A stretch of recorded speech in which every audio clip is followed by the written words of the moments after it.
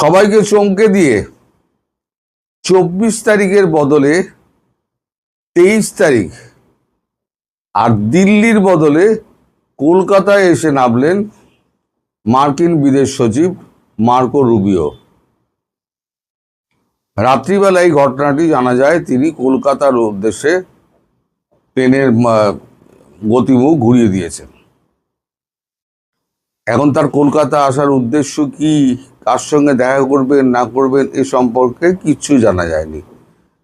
তার যে শিডিউল ছিল সে শিডিউলের সম্পূর্ণ উল্টো দিকে তিনি চলে গিয়েছেন।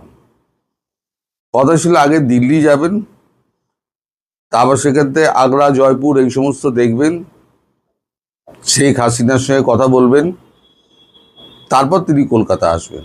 এটা ছিল মানে সরকারিভাবে যেটা জানানো হয়েছিল তার সফরসূচি, সেটা বললাম।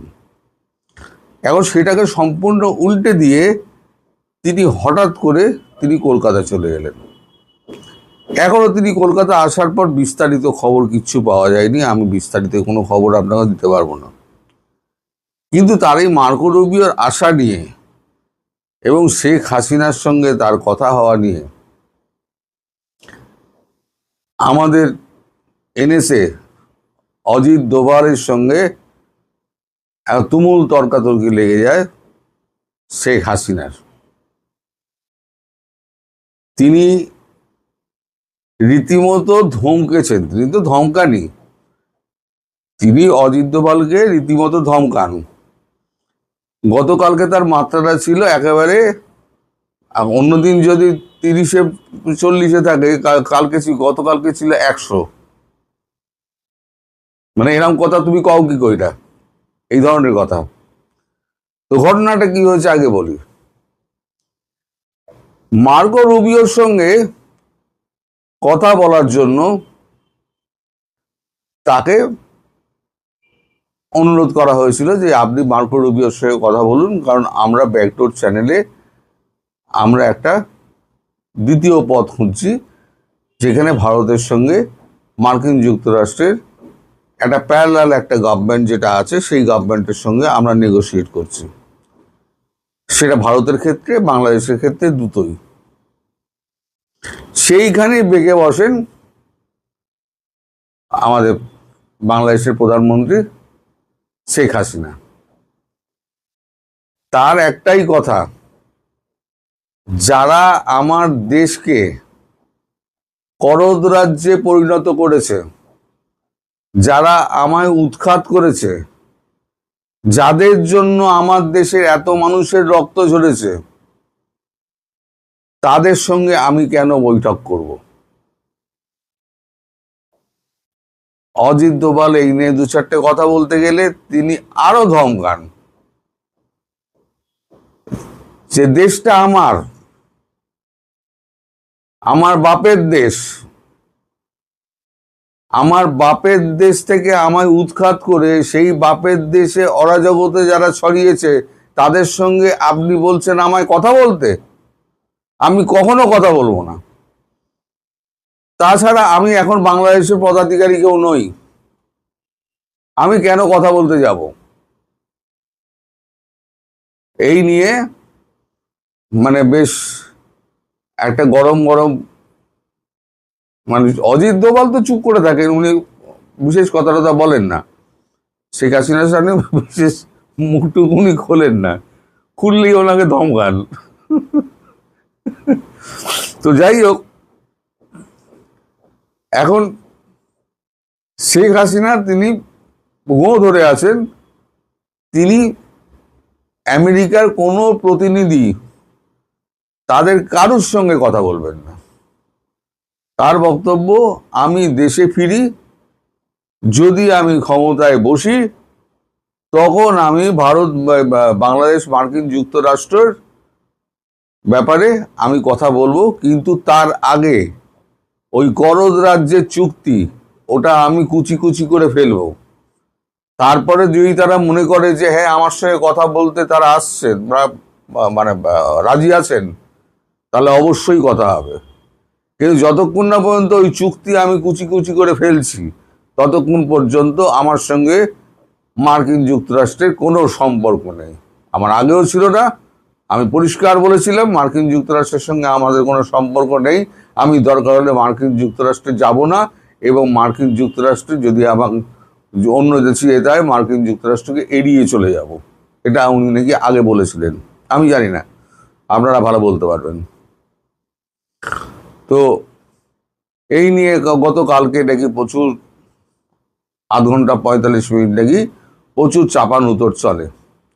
তারপর হাল ছেড়ে আমাদের অজিত দোভাল বেরিয়ে যান, বলেন আপনার যেটা ইচ্ছা আপনি সেটাই করবেন, আমরা আর জোর করে আপনাকে কি করব, বলে উনি বেরিয়ে যান।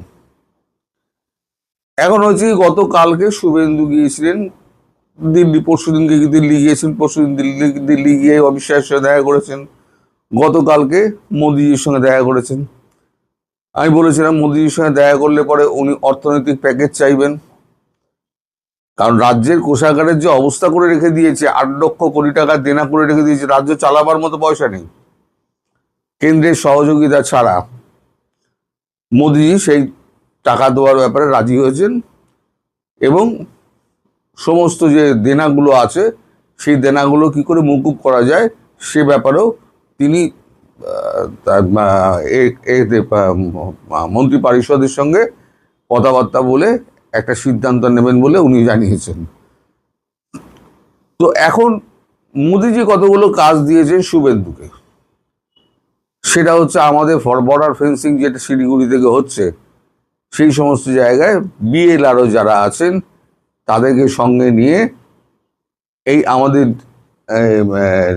ডিজিবিএসএফ এবং আমার আসাম রাষ্ট্রীয় রাইফেলস তাদের সঙ্গে উনি কথা বলবেন ওইখানে গিয়ে। তা এই সমস্ত ঝামেলার মধ্যে শুভেন্দু কিছুটা থাকবেন।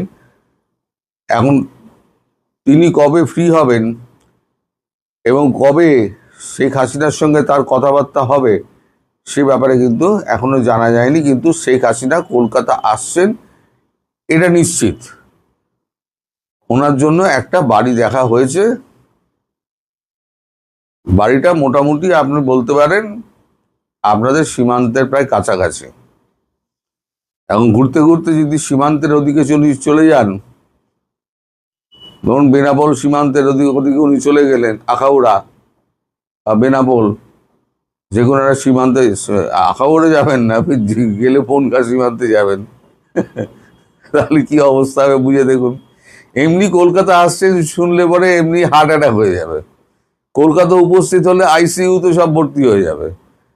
তারপরে উনি যদি আবার ওই সীমান্তের দরজায় গিয়ে দাঁড়ান আর পেছনে হাজার হাজার বজরং দল যদি ওনাকে ঘিরে থাকে, তাহলে পরে কি অবস্থার সৃষ্টি হতে পারে।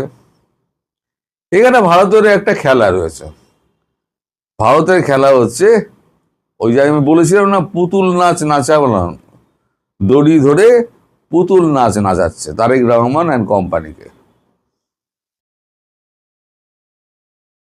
তা শেখ হাসিনা বলেছেন যে আমার দেশের যত মানুষ মারা গিয়েছে, যত শিশু মারা গিয়েছে, তার জন্য যারা দায়ী তাদেরকে আমি ফাঁসিতে লটকিয়ে ছাড়ব, আমি কাউকে ছাড়ব না। আজকে একটা উন্নয়নশীল দেশের একটা তকমা পেতে যাচ্ছিল, সেই দেশটাকে রসাতলে পাঠিয়েছে ইউনূস গ্যাং এবং হচ্ছে বিএনপি, বিশেষ করে তারেক রহমান। ইউনূসকে তো জোর করে ক্ষমতা বসানো হয়েছিল, ঠিক আছে, সেটা মানলাম, কিন্তু তারেক রহমান কি করছেন? তিনি তো পুরো পাকিস্তান আর তার তুর্কিকে তিনি রেখে আনছেন, যে পাকিস্তানকে আমি মানে আমার মাটিতে পা দিয়ে দিতাম না, সেই পাকিস্তানকে উনি ডেকে এনেছেন। উনি আবার যাচ্ছেন চীনে। এমন প্রধানমন্ত্রী যে 1.5 মাস 2 মাস হয়ে গেল, যার একটা বিদেশ সফর হলো না, তাকে কে মানে? আমি আসছি, এসে আমি দেখাবো মজা, এটা হচ্ছে ওনার শেষ কথা। তবে উনি কলকাতা আসছেন, কোথায় উঠবেন সঠিক ঠিকানা আমিও জানি না, তবে সীমান্তের কাছাকাছি কোনো একটা সেফ হাউস দেখা হয়েছে, সেখানেই উনি থাকবেন। প্রহরা তো নিশ্চয়ই থাকবে, তার সঙ্গে থাকবে বজরং দল। এই বজরং দলের একটা ছবি আমার বড় ইচ্ছা দেওয়ার জন্য, কিন্তু ইউটিউব অ্যালাউ করবে কি না সেটা নিয়ে আমি খুব চিন্তিত। লাস্টে আবার স্ট্রাইকটা মেরে দেয়, তার জন্যই আমি আর ওই ছবিটা দেখাই না। আপনারা যদি পারেন গুগল সার্চ করে বজরং দল একবার সার্চ করে দেখে নেবেন যে তারা কি ধরনের জিনিস। মানে একেবারে 1 নম্বর মাল যাকে বলে, টস টস করছে। তো এখন এই যে ঘটনা গতকালকে ঘটেছে, সেই নিয়ে বিস্তর হাসাহাসি হচ্ছে পুরো সাউথ ব্লকে, যে অজিত দোভাল জীবনে একমাত্র ব্যক্তির কাছে জব্দ হয়েছে, সেটা হচ্ছে শেখ হাসিনা। যাকে কেউ জব্দ করতে পারেনি, শেখ হাসিনা তাকে বসিয়ে 45 মিনিট 4 কথা শুনিয়ে বাড়িতে পাঠিয়ে দিয়েছে।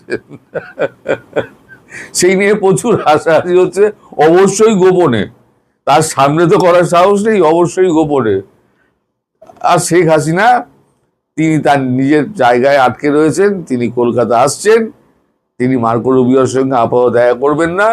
এবার যদি মোদিজি মধ্যস্থতা করেন, মোদিজি বাইরে ছিলেন, মোদিজি ফিরেছেন, ফিরেই তিনি ক্যাবিনেট বৈঠক করেছেন, ক্যাবিনেট বৈঠক করার পর তারপর শুভেন্দুর সঙ্গে কথা হয়েছে। এরপর উনি ফ্রি হলে এইবারে তো কলকাতা আসার কারণটা এবার খুঁজতে হবে, যে মার্কো রুবিও কলকাতা আসার যোগাযোগটা কেন, কাউকে না জানিয়ে। তারপরে তো মোদিজি হয়তো শেখ হাসিনার সঙ্গে হয়তো কথাবার্তা বললে হয়তো শেখ হাসিনা রাজি হলেও হতে পারেন। কিন্তু আমার যতদূর মনে হয়, এবং অজিত দোভাল যা রিপোর্ট দিয়েছে, তাতে কোনোভাবেই উনি আমেরিকার কোনো প্রতিনিধির সঙ্গে উনি কথা বলবেন না। আর উনি কথা বলবেন না মানে ওনার মানে উনি কথা বলবেনই না। আর সত্যি কথা, উনি কথা বলতে যাবেন কেন? ভারতেরও তো এটা অন্যায়। আপনি যা করছেন, আপনারা যা করছেন আপনারা নিজেরা করুন। যাকে উৎখাত করলেন আর যারা, তাদের একটা প্রতিনিধি এসে বিদেশ সচিব হোক, তিনি বিদেশ সচিব, একটা বাংলাদেশকে একটা করদ রাজ্যে পরিণত করে পুরো গোলামি চুক্তি করেছে। তা সেই রাষ্ট্রের বিদেশ সচিবের সঙ্গে কেন উনি কথা বলবেন? ওনার পয়েন্টটাতে আমি 100 ভাগ সমর্থন করি, এবং এটা নিয়ে ওনাকে জোর করার কোনো দরকারই নেই। উনি আমেরিকায় কোনোদিনই পছন্দ করেন না, আগে করতেনও না, এখনো করেন না, ভবিষ্যতে করতে পারবেন কিনা সেটা হচ্ছে ভবিষ্যতের কথা, আমি তো এখন বলতে পারবো না।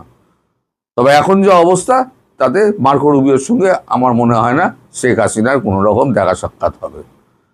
মানে উনি দেখা করবেন না।